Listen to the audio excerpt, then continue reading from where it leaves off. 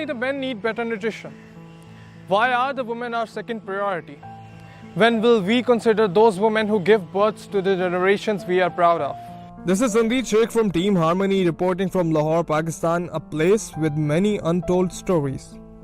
When talking about C and D classes, more than 50% of women and girls in Pakistan are anemic and have difficulties during pregnancy. Over 40% of children are underweight, where a big reason is the unequal food distribution between men and women, especially in mothers. Food distribution is based on gender, which ultimately leads to men having better nutritional intake. Women are never considered as first priority in our society. I got married to a family where importance is given to the male gender over females. I have to wait for the male members of family to eat first. There was no concept of house helper in the family, so I had to take responsibility of all tasks. I was considered responsible for all household activities. I was the one who has to do everything, whether it be cooking, taking care of the house, everything. It became the basic reason behind I got malnutrition and I could not conceive. When I asked to so many different doctors, consulted them, they told me the same reason, being underweight, malnutrition, for not conceiving the baby, and could not carry a baby for such a long time. And this was the main cause of conflict between me and my husband, and we finally got divorced. The story clearly highlights that how maternal undernutrition results in difficulties. This is just a single story.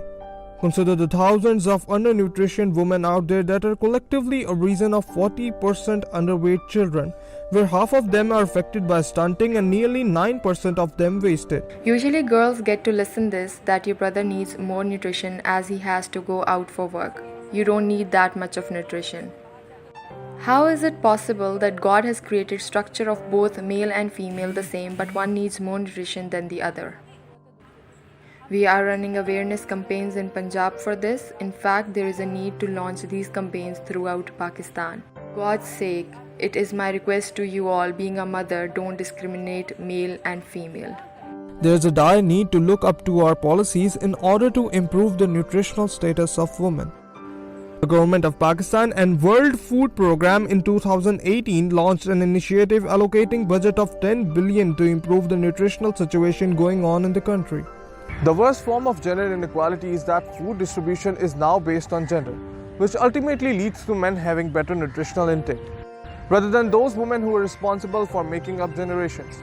Correcting the gender inequality and cutting the deep roots of patriarchy in our society is now a much bigger challenge.